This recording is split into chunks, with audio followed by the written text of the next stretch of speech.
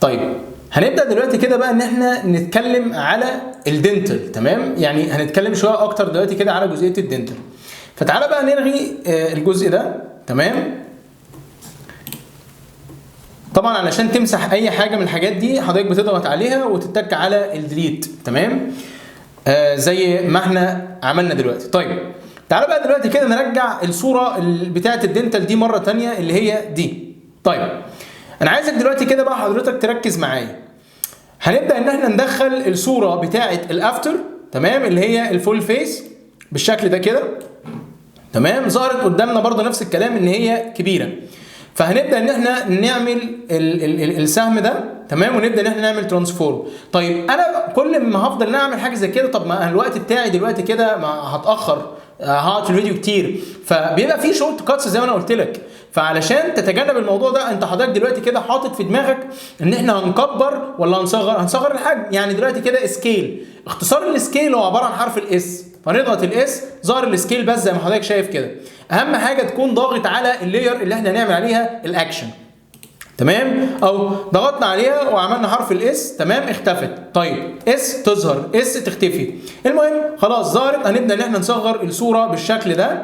الفريم بتاعي انا هنا بتكلم على الفريم بتاع الصوره، تمام، مش الفريم بتاع التايم لاين، في فرق كبير. تمام، الفريم بتاع الصوره، تمام، زي ما حضرتك شايف ان هو لسه كبير. فهنبدا ان احنا نصغر لحد ما الصوره تبقى انكوربريتد. تمام، بالشكل ده. لو لاحظت دلوقتي كده اذا انا قربت، تمام، بص هلاقي دلوقتي كده ان انا عندي هنا سبيس. طيب علشان اعمل السبيس ده، تمام، لازم تخلي السكيل بتاعك يكبر. تمام، يبقى انت لازم تملى السكيل ده. فهنكبره بحيث ان هي تملى بالشكل ده. لو جينا نقرب، تمام، طبعا بنقرب ازاي؟ بنعمل مسطره. تمام، وبعد كده بنبدا ان احنا نحرك بالكليك يمين لتحت بالشكل ده. لسه برده في سبيس، فهنبدا ان احنا نكبره مثلا 39. اختفى بالشكل ده. وانس ان انا بصيت تحت كده لقيت ان الفريم بتاع الصوره معدي، تمام، الفريم اللي هو الخاص للفيديو. تمام، يبقى انا كده في في السليم. طيب انا دلوقتي كده الصوره دي ما فيهاش اي حركه خالص. طيب تعال بقى نظهر الصوره اللي تحت. لو ظهرنا الصوره اللي تحت اللي هيحصل دلوقتي كده، ركز معايا كويس. بص انت عندك دلوقتي كده في حاجه اسمها اللايرنج. اللايرنج هنا معناها ان هو عباره عن في طبقات. فالطبقه اللي فوق هي الطبقه الاولى وهي دي اللي هتظهر. تمام، لكن الطبقه اللي تحت مش هتظهر. طب تعالى نعكس كده. هنعكس ازاي؟ بمسك اللاير بتاعتي وابتدي انا اعمل لها دراج اند دروب اهو واطلعها فوق. ظهرت الصوره بتاعتي. ليه؟ لان انا دلوقتي كده، تمام، اصبحت الصوره بتاعت الافتر هي اللي فوق، فهي الاولى هي اللي هتظهر. طيب تعالى دلوقتي كده برضو علشان يعني نبقى قلنا كل الحاجات. لو انا جيت عملت سكيل هنا وخليتها مثلا 20، احفظ بس رقم ان هو 48 عشان نرجعها تاني للنورمال بوزيشن. تمام، بص ايه اللي حصل.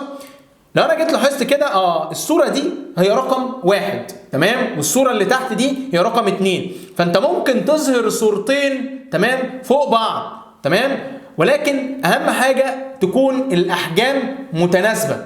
وممكن انك تدخل 2 لايرز في نفس الوقت، تمام، زي ما هنشوف بعد كده قدام. طيب تعالى دلوقتي كده نرجع الموضوع تاني، كنترول زد، تمام، او انك تدخل على السكيل وترجع الموضوع ان هو يرجع 48. طيب هننزلها تحت دلوقتي كده بالشكل الطبيعي بتاعها. طيب انا هنا دلوقتي كده عايز اعمل حركه، عايز اخلي دلوقتي كده البيشنت دي، تمام، تتحرك، او ان الصوره بتاعتها دلوقتي كده تتحرك. فزي ما احنا ما اتعودنا، تمام، ان احنا اول حاجه هنبدا ان احنا نشوف احنا عايزين نعمل الحركه ازاي.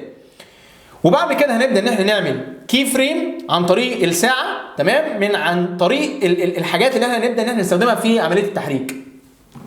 فزي مثلا دلوقتي كده انا عايز الصوره بتاعتي دي، تمام، ان هي تيجي من بره لجوه. ركز دلوقتي كده معايا. تعالى بس نقفل الصوره اللي تحت دي عشان ما نتلخبطش. تمام. طيب ولا اقول لك تعالى بس نرجع كده نشوف ان احنا لو اتحركنا ايه اللي هيحصل. لو انا اتحركت بالشكل ده، بص ايه اللي هيحصل. الصوره الثانيه تحت.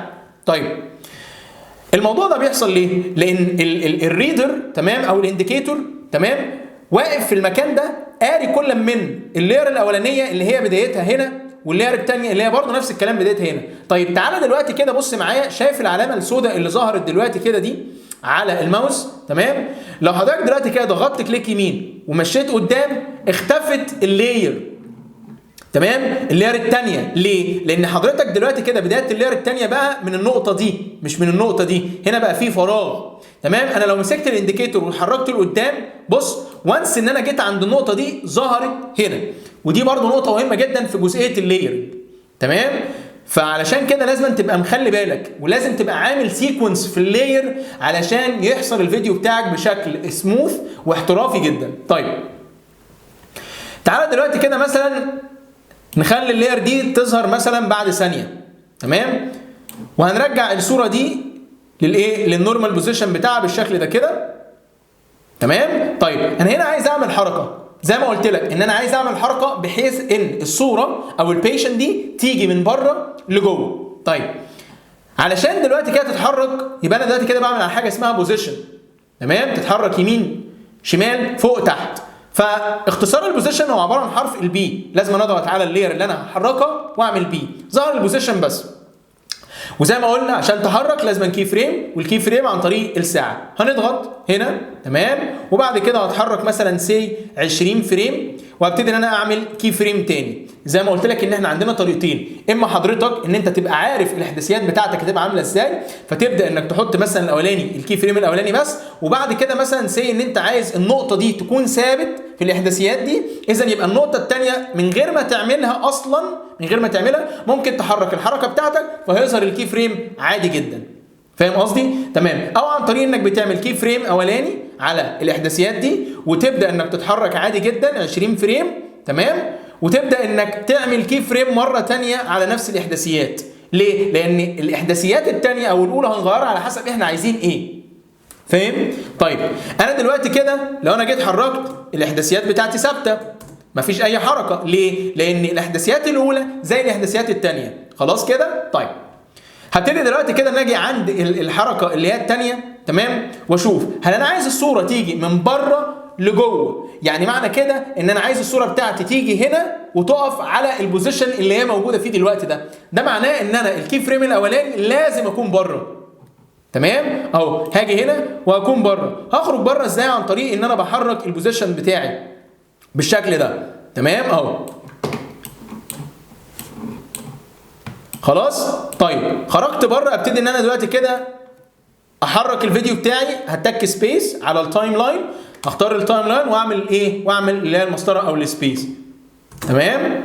زي ما شفت الحركه ما حصلتش. طب ده بسبب ايه؟ وانا برضو كنت قاصد ان انا اعملها، وده علشان حضرتك ما ضغطتش على الكي فريم الاولاني اللي هو انت هتحفظ فيه الاحداثيات، فلازم يكون وانت بتعمل الحركه لازم يكون ضاغط حضرتك على الكي فريم، تمام؟ وانس ان حضرتك ضغطت على الكي فريم دي بيحصل فيها هايلايتنج، لو لغيتها الهايلايت راح، تمام؟ فعلشان تحصل الحركه وما يحصلش اي غلطات لازم تبقى ضاغط على الكي فريم. وبعد كده هنبدا ان احنا نحرك لبره بالشكل ده كده. لاحظ معايا علشان تتاكد برضه نفس الكلام ان الحركه بتاعتك بتحصل ولا لا. هتلاقي ان في عندك خط ابتدى يظهر كده. رجع تاني كده، بص عند الانكر بوينت لاحظ كده هتلاقي ان احنا بنتحرك في خط بيحصل، تمام؟ طبعا هنا كده بحرك على الخط اللي هو بتاع الايه؟ اللي هو عندنا بيبقى في خط افقي وفي خط راسي، فانا هنا بحرك على الراسي اللي هو الاكس، تمام؟ فابتدي ان انا اتحرك لحد ما تخرج بره الايه؟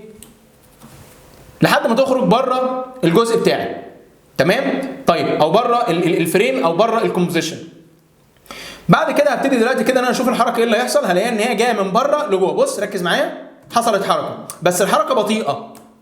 الحركه بطيئه. طب تعمل ايه؟ حضرتك طالما الحركه بطيئه يبقى انت لازم تقرب الكي فريم. تقرب الكي فريم. تقرب مين؟ تقرب الاخير علشان الحركه تبقى سريعه. انت الحركه عاملها من A ل B، تمام؟ لكن الحركه من A ل B بطيئه، اذا يبقى هتسرعها ازاي؟ عن طريق انك بتحرك اخر كي فريم، تمام؟ وتقربه لقدام. يعني مثلا هو هنا عندي 20 فريم، يبقى انا هخليه عند 10 مثلا فريم بالشكل ده، وهبتدي ان انا تك مسطره لقيتها دخلت بسرعه. في بقى جزئيه مهمه جدا، لو بصيت على الكي فريم ده هتلاقيه ان هو عباره عن بوليجون، تمام؟ او شكل كده هتلاقيه اللي هو معين، تمام؟ طيب الشكل ده بنقول عليه اسمه لينير كي فريم. يعني ايه لينير؟ لينير كي فريم هنا في الموشن جرافيك هو عباره عن حاجه شارب، حاجه حاده. هتلاقي ان الحركه ماشيه معاك كده اللي هو ستريت فورورد. احنا مش عايزين في الموشن جرافيك تبقى الحركه شارب، احنا عايزين نعملها زي شويه سموثنينج كده، وده بيحصل عن طريق حاجه اسمها الجراف اديتور. تمام؟ طيب الجراف اديتور هنبدا ان احنا ندخل دلوقتي كده عليه اهو، هو ده الجراف اديتور، هتضغط عليه تمام، هيبدا ان هو يفتح لك قائمه. طيب علشان اظبط الموضوع ده لازم اكون عامل سيلكشن للكي فريم بتاعي، تمام؟ الاثنين مش الواحد بس، ممكن تعمل واحد بس ينفع عادي جدا، ولكن دي حركات انت بتبقى مثلا دلوقتي كده شايف ان هي محتاجه فعليا الكي فريم هنا هو واحد بس اللي اتغير، ممكن اثنين. تمام؟ طيب هنيجي هنا دلوقتي كده ونعمل سيلكشن عن طريق طبعا زي ما بتعمل سيلكشن لاي حاجه في البي سي. تمام؟ تضغط على الكليك يمين، تضغط مطوله وتبدا انك تعمل سيلكشن للاثنين، وبعد كده تعمل حاجه اسمها F9. الاف 9 ده بيبدا انه يعمل حاجه اسمها ايزي ايز. تمام؟ ده بيخلي الحركه تبقى سموث كده. تمام؟ لو جينا بصينا دلوقتي كده الحركه بص دخلت بشكل اسرع. طب ارجع تاني كده، بص بص بص، هتلاقي دلوقتي كده الحركه شايف ان هي شارب. طيب عملنا دلوقتي كده الاف 9 تمام او اف 9 بقت ايزي ايز، خلاص دخلت الحركه. طيب هل انا كده خلصت؟ لا، بيبقى فيه تعديل بسيط. التعديل البسيط ده علشان تقدر من خلاله ان الحركه تكون مور اند مور سموث. طيب هندخل على الجراف اديتور بالشكل ده. الشكل ده مش اللي هيجي لك في الاول، هو هيجي لك دلوقتي كده شكل عن طريق، هتلاقي ان هو بيبقى موجود عند الفاليو، هتلاقي ان الشكل ده هو اللي بيجي لك الاول. تمام؟ طبعا احنا مش عايزين ان احنا نعمل اديت على الموضوع ده، لا، هتضغط كليك يمين وتضغط اديت سبيد جراف علشان يظهر لك الشكل اللي حضرتك شايفه ده. بتحكم في الموضوع ده ازاي؟ عن طريق السلايدر اللي بيبقى موجود تحت ده، بحيث ان انا اوسع او اقرب. تمام؟ او عن طريق برضو نفس الكلام انك بتضغط على الالت. تمام؟ الكوره اللي بتبقى موجوده هنا تقدر انك تكبر وتصغر. تمام؟ علشان تقدر انك تشوف.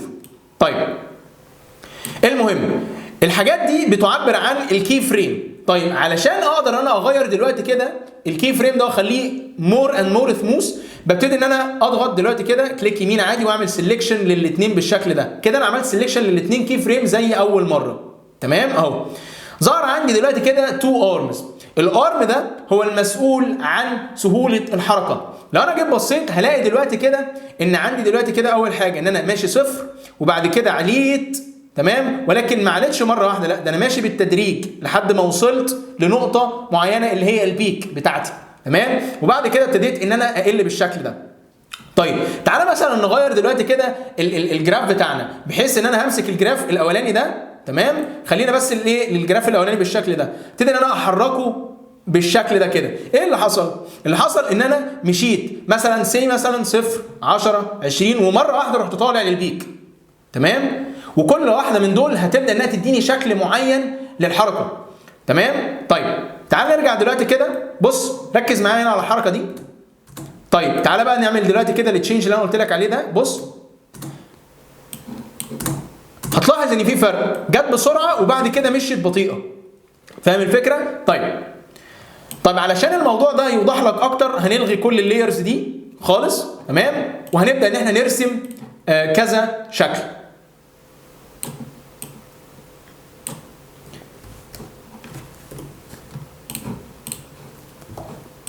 هنبدا ان احنا نرسم كذا شكل بالطريقه دي. تمام؟ طيب انا دلوقتي كده كل اللي انا هعمله ان انا مثلا عايز احرك دلوقتي كده البوزيشن بتاعي. تمام؟ ركز دلوقتي كده بقى معايا بالشكل ده كده. تمام؟ طيب خلينا برضو نفس الكلام، هنلغي الاثنين دول ونبدا ان احنا نعمل حاجه اسمها دوبليكيت. الدوبليكيت هنا بيحصل عن طريق انك بتضغط حاجه اسمها كنترول دي، هتبدا انك تدوبليكيت الطبقه او اللاير بتاعتك بالافكتات بتاعتها بكل حاجه موجوده فيها. تمام؟ كنترول دي وهبتدي ان انا اجي مثلا هنا عن الطبقه دي وابتدي ان انا اضغط حاجه اسمها شيفت. تمام؟ وانا ضاغط على اللاير، يبقى انا بضغط دلوقتي كده كليك يمين على اللاير اللي هي مثلا اللي هي لاير 2. تمام؟ هضغط عليها بالشكل ده ضغط عاديه كليك يمين وبعد كده شيفت وانزل. طب انا ليه عملت دلوقتي كده جزئيه شيفت؟ علشان يبقى في نفس المسار وفي نفس الجهه. طب تعالى دلوقتي كده مثلا نعمل دوبليكيت بس من غير ما نعمل شيفت. شوف دلوقتي كده اللي هيحصل، بص محكومه، لكن لو انا عملت شيفت بص هترجع تاني للاصل بتاعها. بص او انا سبت دلوقتي كده الشيفت بص، لكن لو جينا نعمل شيفت هترجع دلوقتي كده على حسب البوزيشن اللي انت عايزه بالظبط، هتبقى ماشيه متناسقه. تمام؟ طيب هتلاقي دلوقتي كده بص ان الثلاثه دلوقتي كده وانا عامل دلوقتي كده جزئيه اللينير، بص هتلاقيهم شايف ماشيين ازاي. طيب تعالى دلوقتي كده مثلا نغير مجموعه منهم دلوقتي كده زي ما احنا ما قلنا، يعني بكذا شكل من الجراف اديتور، عشان بس اعرفك ان الجراف اديتور بيفرق في الحركه بتاعتك وفي شكلها وفي السموثنس بتاعتها.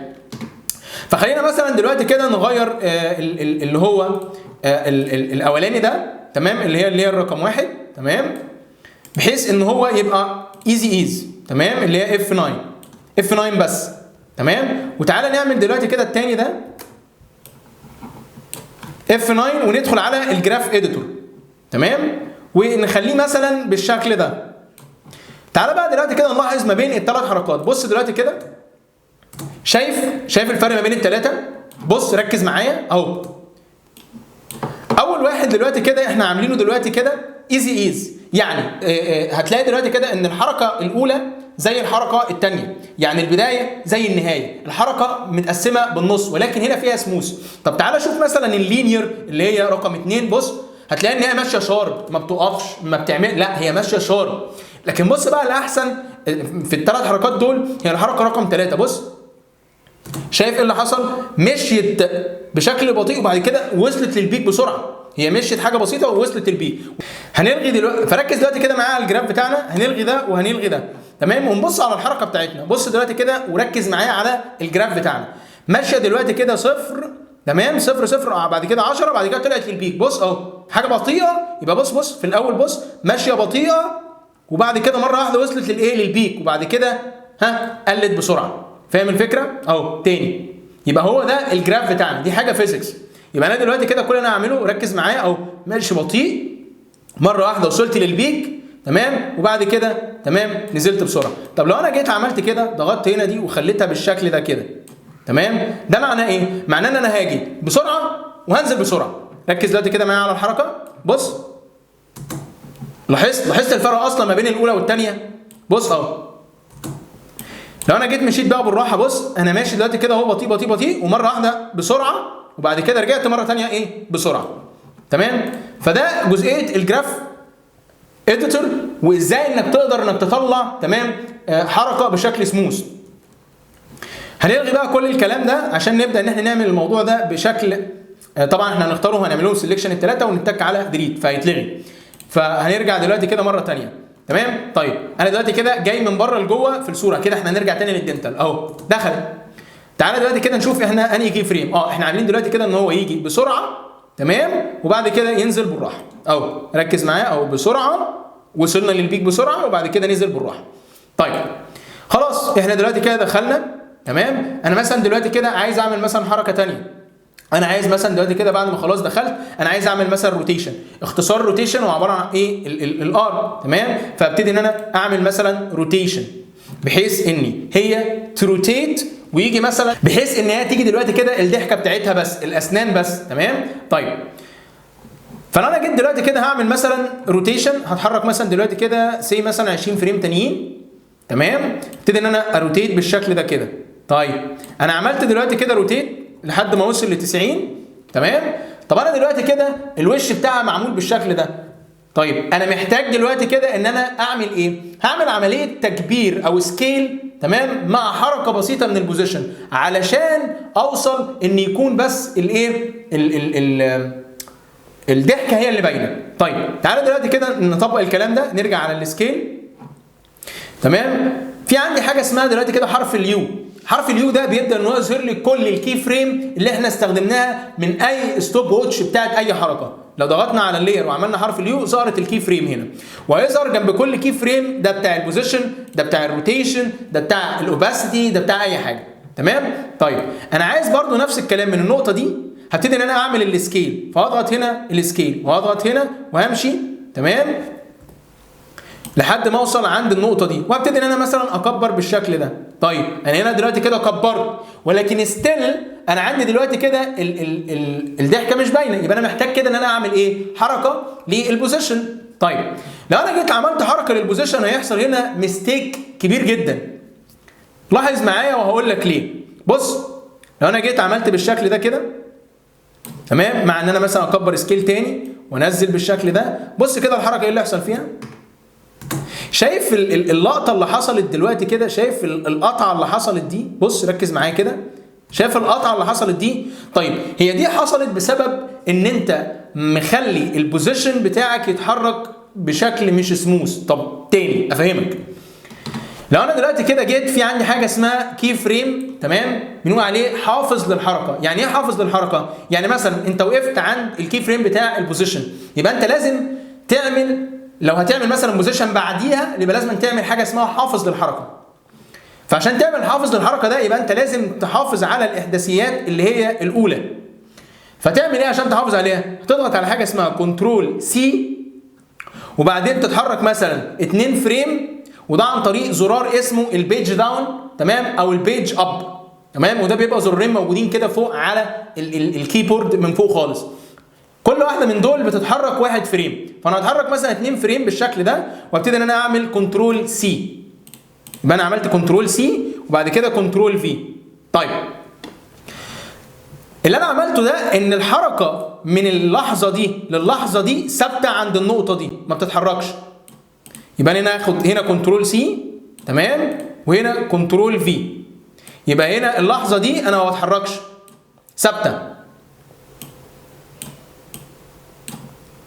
لو جيت لاحظت اهو انا مش بتحرك. طب هي ليه كانت في الاول بتتحرك؟ عشان الكي فريم دول هنا موجودين، عملت سكيل وروتيشن بالشكل ده، بس هي ما عملتش بوزيشن.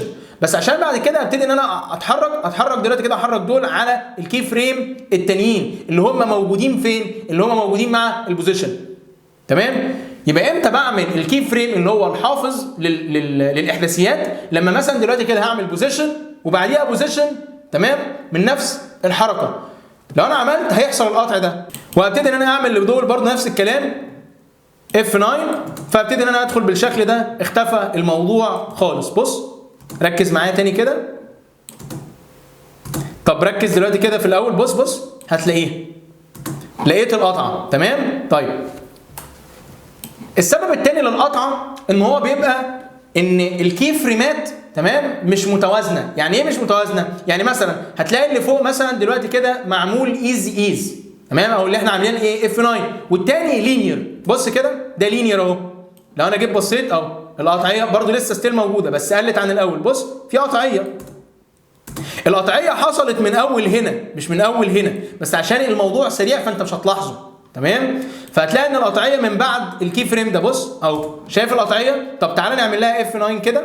بص كده، تعالى ارجع من هنا، ما بقاش فيه قطعيه. تاني اهو، ما بقاش فيه قطعيه. وبالتالي دول السببين اللي بيعملوا القطعيه دي، ودي حاجه هتبين ان انت مش شخص بروفيشنال وان انت مش عامل الفيديو باحترافيه. لكن لما تظبط النقطتين دول يبقى انت عاملها باحترافيه.